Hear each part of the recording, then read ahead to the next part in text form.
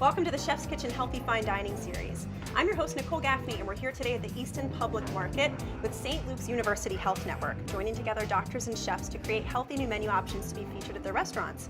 Joining me in the kitchen today is Chef Josh Palmer of Sette Luna, along with Dr. Tiana Shekari. Welcome, both of you. Thank you. Thank you. It's a pleasure having you guys here. What are we making today? We're making a very fall dish, classic of the Campania region in Italy. It's pork shanks braised with chestnuts and olives over soft polenta, which is one of my favorite cool weather dishes. Sounds fantastic. Let's get started. All right. Well, we'll just jump right in.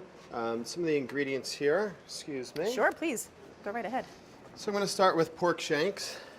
I like to use free-range pork. These are from a local farm that we work with. The pork's actually finished on acorn, so you kind of get that sweetness coming through in the final dish. And as with any meat, season it generously. These are pretty hefty pieces of meat. Yeah, they're about a pound and a half. It's actual shank, so it's cross-cut of the leg here. I see you've kind of Frenched the bone a little bit there. We have. Salt's a big component here, very important. A lot of people don't give salt enough thought. My household's got about, I don't know, at least a dozen kinds of salt in it. This is pink Himalayan. I don't know, maybe the doctor could tell us about how important salt is for the body while I'm seasoning here. Salt is important to the body, but not too much salt. It's all about balance. Watch blood pressure. Heart healthy, right? That's right, heart healthy. Pink Himalayan, they say, has got, I think, 80 or 90 trace minerals in it. Nice. Yeah. So I never use like the table salt, which is like stripped of iodized. Yeah. Yeah. Exactly. So what is your specialty? Family medicine. Nice. So essentially we take care of babies all the way up to our seniors. So you do a little bit of everything. A little bit of everything. We take care of acute visits, which are your colds and your ear pain, and we also take care of chronic conditions like diabetes, high blood pressure, high cholesterol. We do a little bit of everything. We do physicals. Nice. Yeah. Nice. That probably keeps you on your toes. Something a little different every day. Variety every day. Never know what you're going to get. And you've been with St. Luke's for 15 years, is it now? 15 years. Congratulations. So the babies I've taken care of 15 years ago are now taller than me. Oh, that's amazing. Which is a hard pill to swallow sometimes, but it's great. That's really cool, though. It's great. All right, chef, so what are we doing next? Let's jump right in. We'll start with searing the meat. Okay. And if I can move right over to the Dutch oven here. I'm a big fan of cast iron, enameled cast iron. Retains the heat very well. It's a beautiful pot. Thanks. I love the color. So Sette Luna, what does Sette Luna mean in Italian? Kind of seventh moon. Seventh moon. Is there a story behind seven that? moons? There aren't 7 moons, but seventh moon, like lucky number 7. I found myself working for a family friend who was involved in some restaurants. One of them called Faccia Luna, which means face of the moon. When we opened up Sette Luna with a couple of my partners, Sette Luna would have been the 7th restaurant that he was involved in, and hence like lucky number 7. I always use Italian olive oil, very fruity. I don't know if you can smell the aroma coming off that. I can actually. It's nice. Don't want to get it too hot. Extra virgin olive oil's got a lot of particulate in there, which can burn or scorch over a very high heat. And we're not really going to be searing like a steak to cook here. We're going to be browning the meat. Just more for flavor. Sure. Pardon. Actually, do you want to jump right in on the meat there Why and pass it over? Both of them? Yeah, we can go just. Does it matter which side? Bottom and down. We're going to end up browning all sides on it here. Great. So about how long does this take? Browning, I would say a good 10 minutes or so. Okay. While that's working, we've got polenta, which is stone ground corn here. Nice. We get this from a local mill, very close to the market here. And I've got already cooking, because this is a little bit longer cook time. So I started this ahead. The very coarse grind polenta that we use. Such nice texture in that, though. Yeah, if you feel it, this is really coarse ground. Big time. Corn, and it's much thicker, so it's a little more toothsome when you get the final product. Right. Not like the real. You don't want the stuff that's like powdered. Okay. It's kind of doesn't have a whole lot of flavor to it. Right. So I've already started cooking that in chicken stock. Great. So a lot of flavor getting imparted in there. Is this imported from Italy, or do you get it from a local company? This is from a local mill just south of us here. Great. Castle Valley Mill, which you can actually buy here in the Easton Public Market. Oh, that's fantastic. We'll return with more from The Chef's Kitchen. We now return to the chef's kitchen. So what next? We just babysit these until they're nice and brown? Babysit these, and then... keep these browning. All right. We've also got chestnuts. I love chestnuts. Yeah? Love them. They remind me of my grandfather. I always go through that, like, you know, you think about all different kinds of nuts. You know, are they a nut? So chestnuts actually are a nut. Okay. They're very different than most other nuts. Yeah, I'll say. They're very meaty. Starchy, kind of. They are gluten-free as well. Chestnuts are often milled into flour, so you can use a chestnut flour to make things. It's completely gluten-free. Nice. Such an interesting, unique flavor, too. Like, they're almost a little bit sweet. Give this a stir over here. Yes, they are very sweet. Incredibly high in vitamin C, believe it or not. Had no idea. Vitamin C is great. This time of year, especially. Absolutely. Are you seeing lots of cold and flu starting to trickle in? Yeah, you know, it goes seasonally, but all year long we see them. Just a little bit kicked up more. Right. So we're just going to keep turning these on all sides to brown them. Keep stirring the polenta. You notice it's starting to get a little thicker there. Oh, I wasn't saying you had to keep stirring it, but one who's cooking could keep stirring. You know, I don't have much time to cook. I bet. I can only imagine. So chestnuts, you're going to get them whole nut like this. And there's a small bowl of chestnuts all the way over on the left there. What I did was I already pre-scored these, and we're going to cut kind of an X in the top. Okay. And then we're going to roast the chestnuts. You're going to roast them in the pan? We're going to roast them actually in the oven. Okay. You could do it over an open fire. Hence chestnuts roasting over an open fire. Who doesn't love that? So tell me a little bit more about your practice. We're a 4-provider practice, and we see patients every day, starting early in the morning, going late in the evening. How often are you open? 7 days a week? We're open 5 days a week. Okay. But we do have evening hours to accommodate people who are coming from work or early in the morning in case they want to go before work. We have lots of appointments for sick visits. Saved for people that want to call in that day and need to be seen. It's important. Absolutely. Yeah. And of course, you're connected to the St. Luke's University Health Network, so if somebody needs to be seen when you're not available, they have so many other different doctors and emergency services that they can count on. They do, and the nice place about our location is very close to Anderson's campus, which is beautiful, and there's plenty of services for them to have there as far as radiology, x-ray, and all the subspecialists that are there as well. There's everything. You really don't have to go anywhere else. Yep, exactly. Nice. You got a decent amount of color on these, and they're starting to smell really nice. You want to brown the meat. That's going to caramelize any of the sugars in there.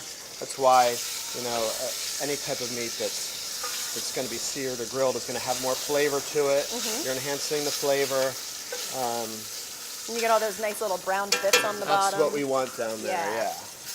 Great. So while that's browning, I have already gone through the painstaking process of roasting chestnuts. That would be my question. And have already shelled these. So do you have a trick for removing the shell? Because I find it's painstaking.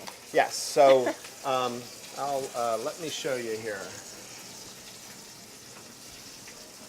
So what we're going to do is you're going to cut an X. Okay. Just like you did before they went into the oven. Yeah. You're going to cut an X in the top of the chestnut. Which looks challenging in and of itself. Yeah. You have to be very careful, I guess. So once you cut the X and you roast them, the shells are gonna kind of open up like a flower and harden, and then you can just peel the shell off. So I actually stayed up late last night peeling all these for us, so we didn't have to. That's very nice of you. If you do not have availability of fresh chestnuts in your area, sometimes you can buy dried chestnuts, in which case you would just want to rehydrate those in warm water ahead of time. You just have to be very careful that they're not sweetened. Read the ingredients. A lot of times they're going to have sugar added to them because a lot of people use chestnuts for confectionery things. Right. So in a savory dish, no bueno. So meat's all browned here. Okay. So we're going to take the meat out. And then we're going to go in with whole garlic. Nice. Look at those. They're dancing in the pan. They are. Olives. Wow. Chestnuts. And the chestnut. Woo! You a big garlic fan? I do. Love garlic. Love it. One of my favorite ingredients. A little more olive oil. Olive oil. Just to keep things from sticking, and we're just browning everything on all sides here. kind of bringing out, you smell that, bringing out the aromatics of the garlic. What kind of olives are these? These are gaeta. Gaeta? So I like lachino or gaeta for this dish. They're a little more meaty and not as briny as others. Okay, nice. So And they still have the pits in there? They still do, yeah. Anytime I always like olives with pits. I do too. Because once you pit an olive, you're breaking and destroying kind of the integrity of that, and then the brine gets inside and soaks in through the flesh, and it gets mushy. Right. This way, the skin kind of holds it all in, so it stays a little bit more meaty. We'll return with more from The Chef's Kitchen. We now return to The Chef's Kitchen. So now we've got olives, chestnuts, garlic in there. You smell the aromas coming off of that. Great. And we're just same thing, just like we did with browning the meat. You can see how we're browning the chestnuts. Definitely. Garlic bringing out all that flavor there. It smells amazing. So what else are we going to put in here? I see some bay leaves and sage, Once we get this rosemary. fully all browned and everything, we're going to deglaze with some white Nice. wine. Okay. Do you use any kind of particular white wine? Well, I have a great relationship with Pilenta, this producer from Sicily. I like this wine a lot. It's not over manipulated. So we're going to go ahead and deglaze with the wine. Okay.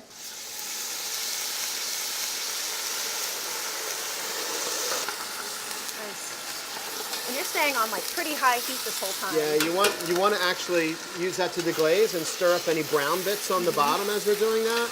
And you're also cooking off some of the alcohol. Yeah, If you don't burn I off can the smell it. alcohol in the wine, it's going to have this real sour kind of like alcoholic taste Yeah. to it. We want the flavor and not the alcohol out of the wine. And that's why you want to use a wine that's not over manipulated, so you're getting the fullest expression. Wines that are overly tannic, big reds, are going to come off real bitter, but they're actually going to help impart body for a real fatty dish. This is not an overly fatty dish. We're trying to stay healthy here. Yep. Notice we didn't use any solid like animal fats. We used extra virgin olive oil. I love it. And now I'm going to go in with some of our herbs. Okay. So I've got fresh sage, rosemary, marjoram. Oh, I love marjoram. So Marjoram. underused. Yes, similar to oregano, but a little bit sweeter, Yeah. more mild. And then bay leaves. Beautiful bay leaves, by the way. Fresh. They're Always huge. use fresh. Don't use dry. And tons of them. Yes. Wow. Beauty of this dish is in the simplicity. There's not a lot of ingredients, but real herby. You want to really bring out all the aromatics from all those herbs. Nice. You can smell that. So Tiana, tell me how you got into medicine in the first place. What made you want to be a family doctor? I think giving back to your community. Always wanted to be a physician from the time I can remember. My mom says it's in my little book. Oh. From when I was in kindergarten to third grade, and it just is something that I felt really strongly about servicing the community that you live in. And you do live in Easton. You live right here. I live in Bethlehem, which my office Right is in around the Bethlehem corner. and right around the Awesome. corner. So we service from both cities, and it's great. And St. Luke's is a part of it all. That's fantastic. And it's very apparent that you love what you do, which I think is so cool for a doctor. That's the best part is Yeah. taking care of, children and their parents and their grandparents and hearing the stories and Right. husbands and wives making fun of each other at their visits. It's great. Like they tell on each other what they're not supposed to be doing. So it just it makes you feel, very comfortable that you can take care of patients from when they're small to when Yeah. they get older. Oh, that's so great. I love it. All right. Some chestnuts. Look at these. So they are very hot, but you see they're going to split like this when they come out. And you're just going to peel the shells off the outside. So these peel so much easier than I've experienced in the Yeah? past. Yeah. The key That was is like nothing. The key is with them being fresh, and then scoring them like that on the top and roasting them in I a think hot freshness, oven. like you said, is really the key, for sure. Well, if you want to try some, I'd love salted. to. Reminds me of the holidays. Same. My grandfather always roasted chestnuts around the holidays. Cheers. Cheers. Well, they are hot. And they get so nice and caramelized too in there. We'll put the meat right back in. Are you going to do any other liquid, or are you going to stick to that little bit of wine? A little more wine, right? Doesn't hurt, does it? And chicken stock. Okay. You make that in-house? I do. I like to use chicken feet for my stock. Really? Yep. A lot of gelatin in A there. lot of gelatin. You can use backs and necks if you like. Sure. But oftentimes we can get feet because nobody's really. And they're cheap. People aren't buying feet to eat. I you don't. know? I've never bought chicken feet to eat. All right. So back over here to the polenta. We want to keep stirring. Nice. Salt, like we talked about, salt's a big component. Now, what kind of salt is this? This isn't the Himalayan. No, this is actually from the oldest salt mine in Croatia. Oh, wow. Came back in a suitcase. Nice big This is a grounds. special treat here. If you want to try it, I love it. It's not overly salty, but you get that mineral with it. Oh yeah. It really does make a difference in the final product of your food, using different salts. Absolutely. This is one of those dishes you kind of set it and forget it once you get to this Low point. and slow. Low and slow, just like if you ever make pot roast. You know, this time of year, we're avid skiers. Oftentimes we'll put things in the crock pot, something like this, go out to the slopes, come back later in the day, and it's Nice. all ready to go. We're just going to put the lid on and then set it and forget it for a while. Great. And this is on the menu at Sette Luna, so when we come to the restaurant, we can order this, yes? Absolutely. Fantastic. How frequently do you change your menus there? We do a lot of verbal seasonal specials, so the core of the menu doesn't change that frequently. We have so many Okay. regulars. We've been here 12 years now. And you're right here in Easton? We are. So we do a lot of verbal specials, Nice. and oftentimes servers get a big round of applause when they are at a table because they might rattle off like 8 to 10 specials tableside. That is impressive, anytime a server can pull that off. We'll return with more from the Chef's Kitchen. We now return to the Chef's Kitchen. Polenta, we're going to finish with some Parmigiano Reggiano. Always a good idea. One of the best cheeses. Yeah, you know, oftentimes we'll use like mascarpone, which is a softer, Super creamier creamy, cheese. yeah. You know, but I like, you know, there's so much richness in this dish already with the chestnuts and the pork and everything that I didn't think we needed to build more richness into the polenta, you know. So you're going to get more of a sharp flavor from this Okay. Parmesan.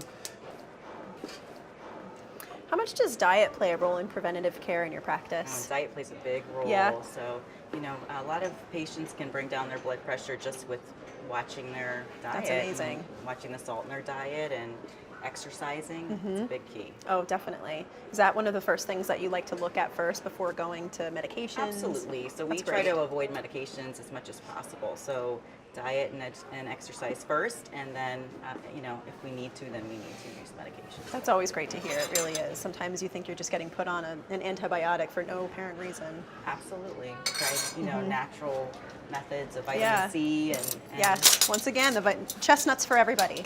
eating healthy, make sure body healthy. So what Absolutely. you put in it.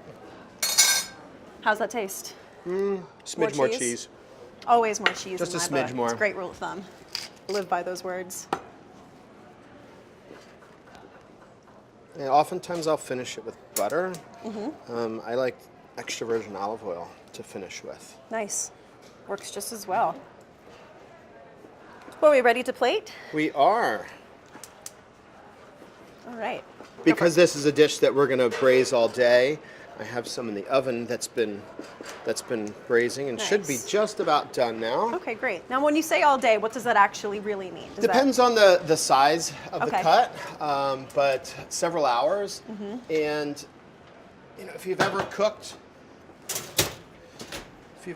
an egg, you know, the higher the temperature, egg gets rubbery. So protein stiffens up and coagulates when the higher the heat. So we're Right. going to braise at like 225 degrees, maybe 250 degrees. Low and slow, the longer the better. So we've got some there that are already done. But what I like to do is, so often I'll serve this dish in a bowl, but these plates have kind of deep sides. So we're going to put polenta down here. Looks so creamy.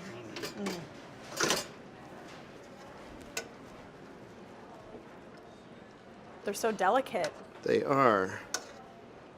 Falling off the bone. Yep. Look at that. That's what you want. Looks great. You don't see pork shanks on menus too often. This is a treat.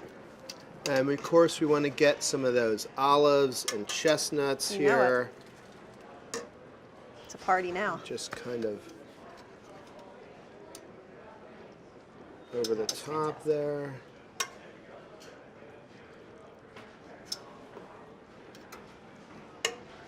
Bay leaf there. Yum. And if you wanted to liven it up with some fresh herbs at the end, we're going to get some of that. What do you think? Some of that marjoram? Beautiful. Just kind of carrying over that flavor. Yeah. So you're going to get the flavor twice. Once when it's kind of cooked and braised into the meat and into the dish, and then that fresh pop at the end there. Olive oil, just a little bit, right? And a little bit of coarse salt at the end. Nice. And last, a few grinds of pepper. This There we go. is a masterpiece.